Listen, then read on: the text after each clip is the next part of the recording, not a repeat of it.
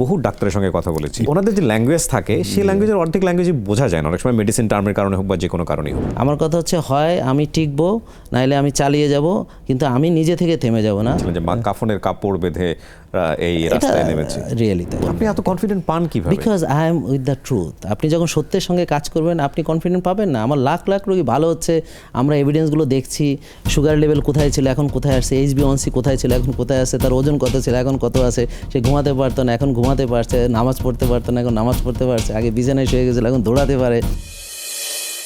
যেখানে আপনার সঙ্গে একা বিরোধ ছিল সেখানে আপনি পুরো একটা প্রতিষ্ঠান দাঁড় করিয়ে ফেললেন এবং বিরোধের জায়গাটা আরও বড় হয়ে গেল।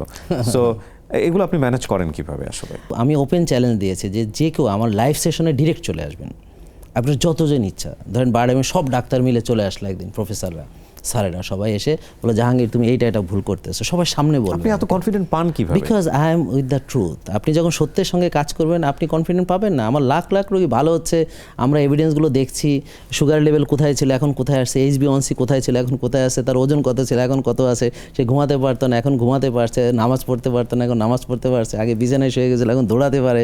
I am getting all the results এবং আমি সায়েন্টিফিক্যালি এগুলোকে রেখে দিচ্ছি না সাজিয়ে। আমার সঙ্গে প্রফেসর নিসারুল আহমেদ, উনি হচ্ছে ফ্লোরিডা ইন্টারন্যাশনাল ইউনিভার্সিটির বায়োস্ট্যাটিক্স এপিডেমিওলজির চেয়ার, উনি আমার রিসার্চের লিড দিচ্ছেন। আমরা রিসার্চ স্টাডিগুলোকে সব কম্পাইল করছি, এটাকে ইন্টারন্যাশনালি আমরা প্রেজেন্ট করব, তখন ইন্টারন্যাশনাল এনিমি ক্রিয়েট করবো ইনশাআল্লাহ। এখন তো আপনি বুঝতে পারছেন না, বাট আমাদের তো হচ্ছে আপনি যখন কল্পনা করবেন, আপনি যখন ভাববেন, তো পুরো পৃথিবী নিয়ে ভাবতে হবে, শুধু দেশ নিয়ে ভাবনা। You must dream big, very very big, it should be no limit. হ্যাঁ, উই আর লিমিটলেস। এই যে বিষয়গুলো নিয়ে ভাবতে হবে, কারণ আপনি যাই করেন আপনাকে বাধা দেওয়ার লোক থাকবে, তাই বলে আপনি কাজ বন্ধ করা যাবে না, আপনাকে কাজ আরও বেগবানভাবে চালিয়ে দিতে হবে। তো আমাকে এগুলো আরও উৎসাহ দেয়। আমি যখন কেউ কিছু বলে না আমি একটু বোর ফিল করি, তো ওরা যখন সবাই বলে তখন আমি মানে I am doing something, is contributing, মানে সোসাইটিতে কিছু কন্ট্রিবিউট করছে, সো কোথাও কোথাও লাগছে, না লাগলে বোঝা যাবে না যে আপনি আসলে কিছু করছেন কিনা। আমি বোধহয় রিসেন্টলি আপনার একটা পোস্ট দেখলাম, ওখানে বোধহয় আপনি রিপ্লাই দিচ্ছিলেন যে কাফনের কাপড় বেঁধে এই রাস্তায় নেমেছে। রিয়েলি তাই। কারণ হচ্ছে যে আমি যেদিন প্রথম সোশ্যাল মিডিয়াতে ওপেনলি বললাম যে ডায়াবেটিস ভালো হয়, প্রেশার ভালো হয়, যেটা কিনা সবাই বলছে কখনো ভালো হবে না, তা আমি বুঝে শুনে বলেছি। জীবনের সাথে চলে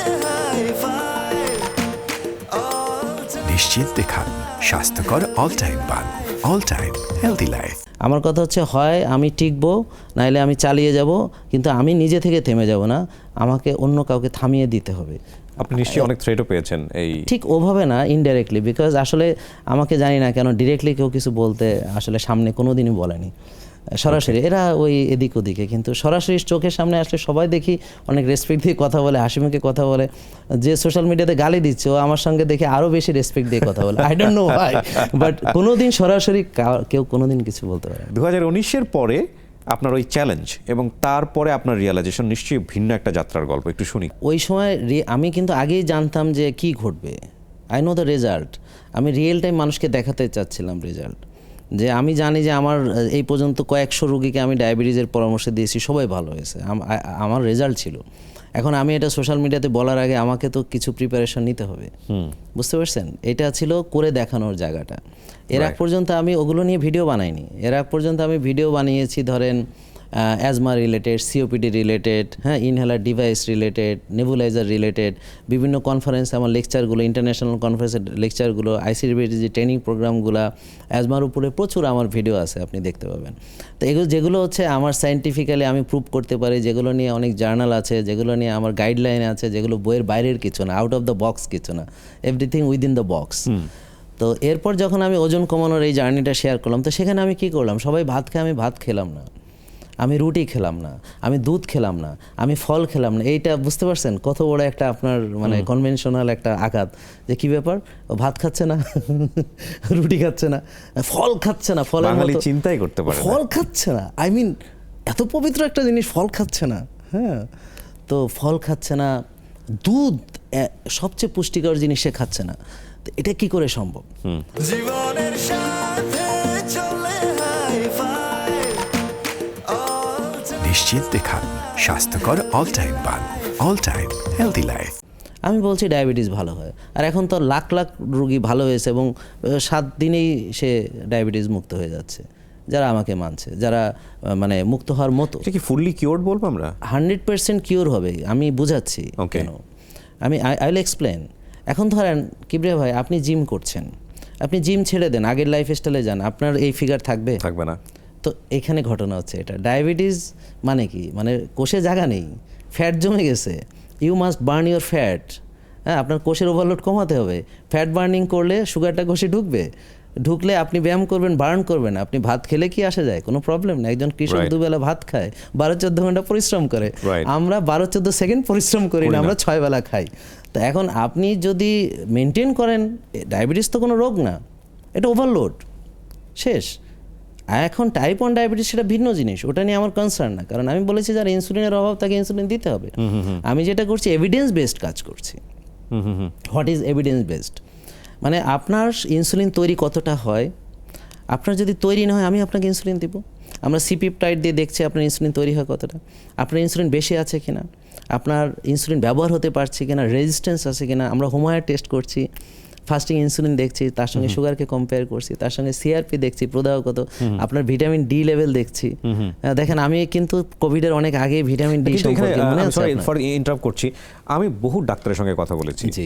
আমার অনুষ্ঠানের কারণেই, যে ওনাদের যে ল্যাঙ্গুয়েজ থাকে সেই ল্যাঙ্গুয়েজের অর্ধেক ল্যাঙ্গুয়েজই বোঝা যায় না অনেক সময়, মেডিসিন টার্মের কারণে হোক বা যে কোনো কারণেই হোক। কিন্তু যখন আপনি ফেসবুকে এরকম গুরুত্বপূর্ণ বিষয়গুলো নিয়ে আসলেন, একদম সাধারণ মানুষের সহজভাবে বুঝিয়ে দেওয়ার মতো করে, একদম ম্যাথ করে আপনি বুঝিয়ে দিচ্ছেন, জি, জি। Which was very interesting. যেমন কিছু কিছু থাম্বনেল আমার এখনো মনে আছে, খেয়ে খেয়ে ওজন কমান, সামথিং লাইক দিস। হ্যাঁ, ঘুমিয়ে ওজন কমান, এক্স্যাক্টলি, আর চর্বি দিয়ে চর্বি কাটে, চর্বি দিয়ে এই বিষয়গুলো। তো এগুলো তো মানে পড়েই তো মনে হয় যে ঠিক আছে, ভিতরে ঢুকে দেখি কি আসলে কি এগুলো একদম প্ল্যান করা ছিল যে আমাকে যদি যেতে হয় আমার ল্যাঙ্গুয়েজটা এরকম করতে হবে সাধারণ মানুষের বোঝার প্রথম মতো হচ্ছে করে। যে আমার যে কাজটা ছিল, আমার স্যার যেটা নিয়ে রিসার্চ করতেন সেটা হচ্ছে লো রিসোর্স সেটিংসে আপনি খুব হাই কোয়ালিটি মানে আপনি সার্ভিসগুলো দিবেন। বিদেশে pulmonary rehabilitation there lot of আপনার মানে ইনভেনশনস, চমৎকার দামি দামি সব মেশিন, আপনার VO2 ম্যাক্স থেকে শুরু করে আপনার অক্সিজেন, আপনার কার্বন ডাইঅক্সাইড রেশিও, আপনার দের লট অফ থিংস, আপনার মাসেল রেশিও, ফ্যাট রেশিও। আমরা we are not blessed with that. তো লো রিসোর্স সেটিংসে আমি কীভাবে কাজ করব? যে আমাকে যখন আমেরিকান দূতাবাস থেকে, হ্যাঁ, ওখানকার একজন রাষ্ট্রদূত এসে আমার চেম্বারে এসেছিলেন, হুমায়ুন আহমদ স্যারের মেয়ে শিলা নিয়ে আসছিল। হ্যাঁ, তো উনি আমাকে জিজ্ঞেস করলেন যে দেখো আমাদের দেশে এলিট শ্রেণী রেগুলার করে, হ্যাঁ, তারা অর্গানিক ছাড়া খায় না। বাট তুমি দেখলাম যে আমি এই পর্যন্ত বাংলাদেশে কতগুলো জায়গায় ভিজিট করলাম, দেখি এ ভাত খাচ্ছে না, ও ভাত খাচ্ছে না, আগে আর এতগুলো করে খেত, তুমি কি করলা, কেমনে পারলা? সাধারণ আমি বললাম যে দেখো আমার কাজ হচ্ছে কঠিন জিনিসকে সহজ করে দেওয়া।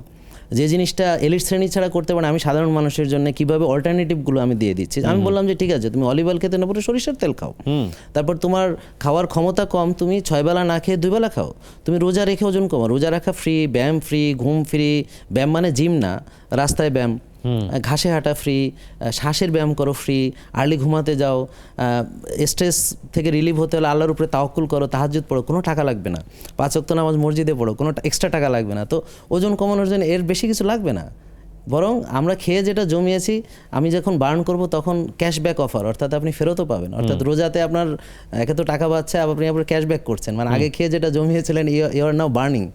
হ্যাঁ, তো এই যে বিষয়গুলো আমি সহজ করে বোঝাই। তো এখন আমি আমার অডিয়েন্সকে, এখন যাদের জন্য কথা বলছি ওরা যদি না বোঝে এই কথা বলার মানে এটা কি? রাইট। এখন কেন বলছে সবাই এভাবে? বিকজ সবাই প্রমাণ করতে যাচ্ছে যে দেখো আমি অনেক কিছু জানি, তুমি যদি আমার কাছে আসো I can treat you better, that's the point.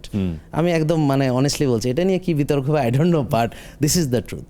হ্যাঁ, যেমন আমি বলেছি, আপনি বললেন যে দেখেন প্রসেসড ফুড সবখানেই প্রসেসড ফুড, আপনি যেখানেই খান। আমি মসজিদে জিলাপি খাচ্ছি, জিলাপির ক্যারেক্টার চেঞ্জ হয়ে যাবে না। আপনি যদি মসজিদে বিরিয়ানি দেন, এখানে দোষটা তো মসজিদের না, আপনি বিরিয়ানি দিচ্ছেন, আপনি বিরিয়ানি না দিয়ে আপনি আরেকটা কিছু অপশন দিতে পারেন, তাই না? তো এখানে এই বিষয়টা তো মানুষ বুঝবে না। এখন যখন আমি এমন কোনো কথা বলবো যেটা সাধারণ মানুষ নিতে পারবে না, সেটা আমি মনে করি আমার দায়, আমি এটা ক্ষমা চেয়েছি এই জন্যে। তো এখন যখন আমি বলছি এখন ভাত খেয়েন না, এটাও আমি অপরাধ করেছি। সবাই ভাত খেয়ে আমি কেন নিষেধ করলাম? সয়াবিন তেল খেয়ে আমি কেন সরিষা খেতে বললাম? এখন সরিষার তেলটা যে আবহমান বাংলার মানুষ আগে থেকেই খেয়ে এসেছে, এখন এটা কিভাবে পরিবর্তিত হয়ে সয়াবিন হলো সেটা নিয়ে মানুষ ভাবছে না। আমি কেন আবার অতীতে যাচ্ছি সেটা নিয়ে ভাবছে। একসময় মানুষ কায়িক শ্রম করতো, আমি বললাম হয় কায়িক শ্রম করেন নাহলে ব্যায়াম করেন, এটা নতুন কি বললাম? আমি বললাম আর্লি ঘুমান, আমাদের আবহমান গ্রাম বাংলার মানুষ আমরা আর্লি ঘুমাইছি, সুস্থ থেকেছি, এখন আমরা রাত জাগছি, বাসায় ফিরি 10টা 11টায়, খাই 12টা 1টায়, ঘুমাতে যাই 2টায়, খেয়ে অমনি শুয়ে পড়ি। এটা আমরা কোনোদিনই করিনি, আর এত রোগী আমাদের কোথাও ছিলও না কোনোদিন।